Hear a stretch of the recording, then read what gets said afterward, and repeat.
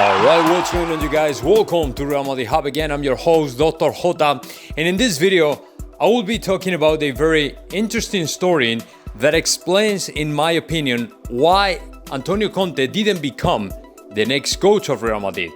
And aside of other circumstances, aside of other reasons, according to Eduardo Inda last night in El Chiringuito, there were two players of the current Real Madrid team, two Real Madrid players who implemented, or I don't know how to say this, maybe deliver or gave their veto.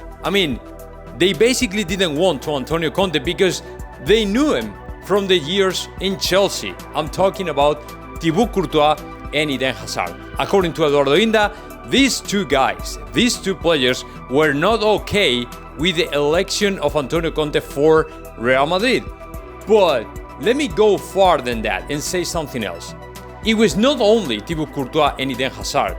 I can prove that information. I'm trusting in Eduardo Inda because he knows a lot of things about the Real Madrid locker room. And of course, it's not a surprise for me.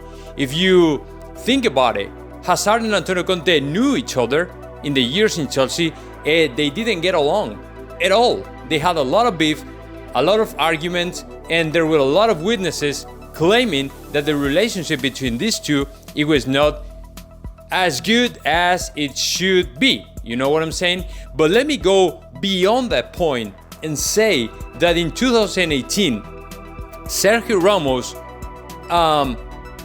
in public, came out to public to say that Antonio Conte was not the kind of profile Real Madrid should look for. You know what I'm saying? So he was not okay either with the election of Antonio Conte as a new coach of Real Madrid. So this time, I think that it has to be more than two players. And I would say pretty much the 50% of the players of Real Madrid were not okay with the election of Antonio Conte. It's sad, but it's true.